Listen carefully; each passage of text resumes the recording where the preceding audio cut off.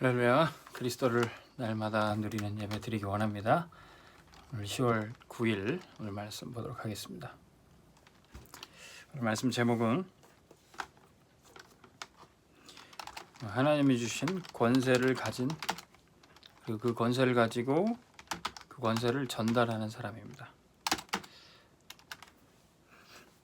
베드로전서 2장 9절에 하나님이 우리를 왕같은 제사장으로 불러주셨습니다. 그리고 그 하나님의 빛을 전하는 전달자로 불러주셨어요. 자, 우리가 하나님의 일을 하면서 열심히 할 게 아니라 하나님이 주신 권세를 가지고 사용해야 됩니다. 우리를 이 땅에 그리스도를 전파하는 사람으로 또 예수님이 하신 그 일을 대신하는 그리스도의 대사로 불러주셨어요. 자, 왕같은 제사장이라 그랬습니다.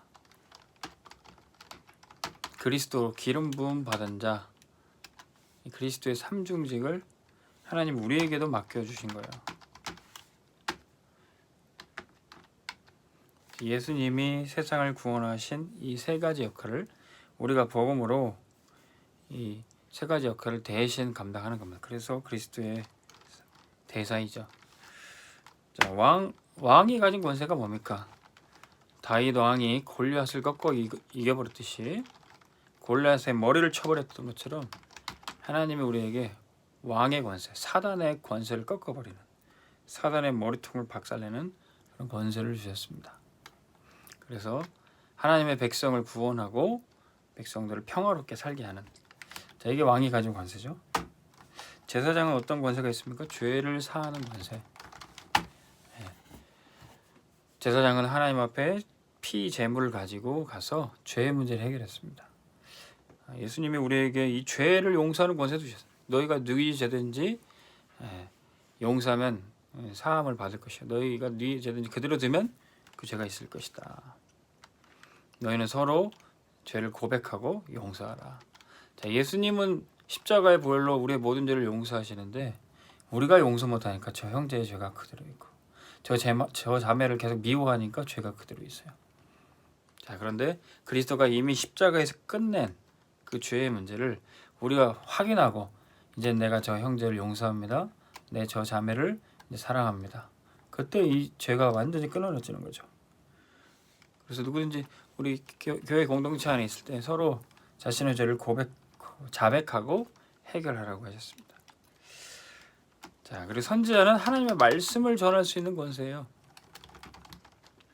그 누가 감히 하나님의 뜻을 알아서 전달하겠습니까? 오직 선지자만이 하나님의 말씀이 이것이다 전달할 수 있는 권세가 있었어요. 자, 이것이 교육자들뿐만 아니라 예수를 그리스도로 믿는 모든 성도들이 그리스도의 대사로 부르신 바다 이 왕, 제사장, 선지자의 권세를 갖고 있습니다. 자, 이 권세 가지고 우리가 해야 될 일은 무엇입니까? 하나님이 권세를 주신 이유가 있어요. 재앙시대를 살리라고. 우리가 힘이 없으면 살리는 일 할 수 없잖아요. 그래서 권세를 주신 겁니다. 이 재앙시대 사단의 나라에서 사단의 지배 아래서 죽어가는 사람들을 하나님의 나라가 이 땅에 임해서 살리라는 겁니다. 그 일을 했던 사람들이 누굽니까? 모세와 아론이었어요. 이들은 하나님의 말씀을 전하는 선지자로 또 피 제사 드리는 제사장으로 사명을 감당했더니 어떻게 하나님 나라가 나타났습니까? 출애굽의 역사가 나타나요. 우상 문화와 세상의 모든 문제를 가지고 있는 그 애굽에서 거기서 노예 생활하는 이스라엘 백성들을 빼내주시고 하나님의 백성으로 만들어 주셨어요. 자, 그리고 사무엘과 다윗은 또 선지자로서 제사장으로서 왕으로서 어떤 사명을 감당했습니까? 계속 쳐들어오는 블레셋, 블레셋을 꺾어버리고 골리앗을 꺾어버리고 사무엘이 사는 동안에 블레셋이 이기지 못하였어요. 주의 종 사무엘의 말이 하나도 땅에 떨어지지 아니하였더라. 자, 이게 그들이 재앙시대를 살렸던 역사입니다. 엘리사는 어떻게 하나님 나라를 이뤘습니까?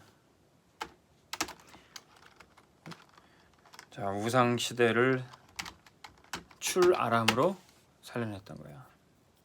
갈멜산 전투에서 도단성 운동에서 우상에 완전히 사로잡혀 있던 이스라엘 백성들을 빼냈던 겁니다. 자, 그리고 또 이사야, 다니엘, 에스더는 어떤 권세를 사용했습니까?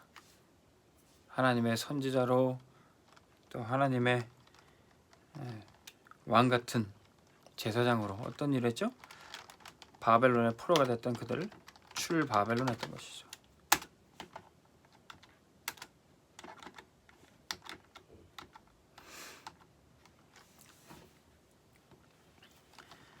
자, 그리고 마지막으로 이런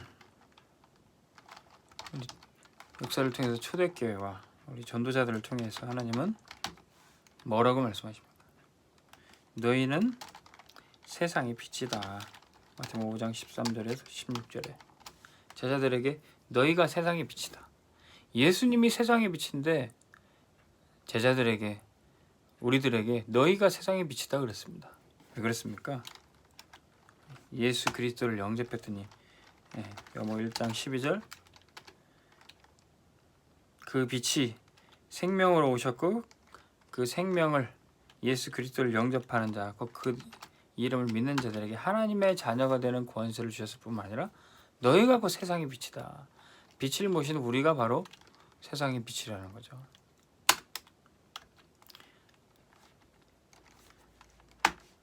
빛의 권세를 우리에게 왜 주셨습니까? 가는 곳마다 흑암을 쫓아내고 세계에 복음화하라고 이 권세를 주신 거예요. 이 말씀 듣는 우리 모든 성도들이 가는 곳마다 흑암이 무너지게 될 줄 믿습니다. 가는 곳마다 빛을 비출 때 재앙이 떠나가고 하나님의 나라가 임하는 것입니다. 지금 말씀 듣고 기도하는 그 현장에부터 하나님의 영광이 충만해질 겁니다. 우리 검다한 세계교회 하나님의 영광으로 충만케 해주시고 나중 영광이 이전 영광보다 크다고 약속해 주셨습니다.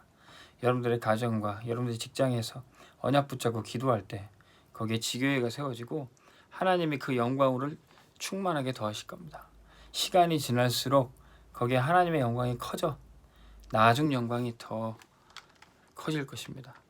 구원받는 자가 날로 늘어갈 것입니다. 제자의 수가 늘어나갈 것입니다. 여러분들의 입술을 통해서 복음이 전파돼서 그 복음 듣고 구원받는 자들이 날마다 늘어갈 겁니다. 하나님은 우리에게 이거 할 수 있는 권세를 주셨어요. 자, 이 일에 지금도 하나님은 헌신자를 찾고 계셔요. 나를 통해서 교회 살리고 현장 살리기 위해서 어떤 헌신자가 필요합니까? 비밀 결사대. 결사대가 뭡니까? 죽음을 각오하고 싸운다는 거예요. 자, 우리가 복음 때문에 교회 살리기 위해 현장 살리기 위해 생명 걸고 헌신한다는 겁니다. 자, 그런데 우리는 때로는 이제 연약해지고 우리는 이제 시간이 지나면 노쇠해지고 죽어진다 할지라도 우리의 후대들이 또 일어나서 이 권세 가지고 영적 싸움할 겁니다. 그래서 렘넌트 사역을 해야 돼요. 렘넌트를 키우는 일. 렘넌트 사역자는 무엇을 헌신해야 됩니까? 우리의 평생의 고백, 평생의 포럼을 이들에게 계속해줘야 되는 거죠. 우리 렘넌트를 어떻게 제자로 키우겠습니까? 어떻게 말씀 양육하겠습니까? 메시지 주고 이 메시지에게 메시지를 통해서 나에게 주신 포럼을 전달해야 되는 거예요.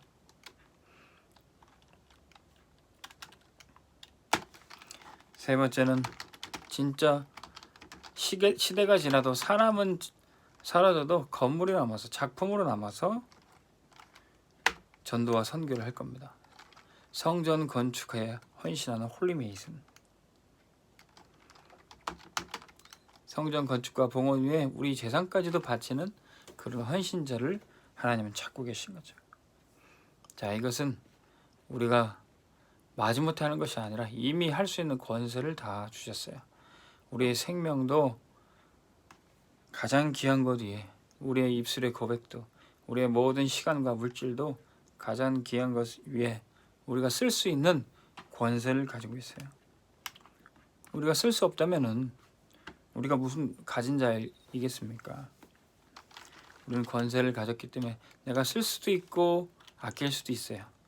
근데 중요한 일을 받기에, 중요한 언약을 받았기에 나의 생명과 내 입술의 고백과 나의 모든 물질까지도 하나님 나라를 세운 데 쓰임 받기를 원합니다. 오늘 저와 여러분들에게 하나님이 주신 권세가 누려지기를 주의 이름으로 축원합니다. 기도하겠습니다.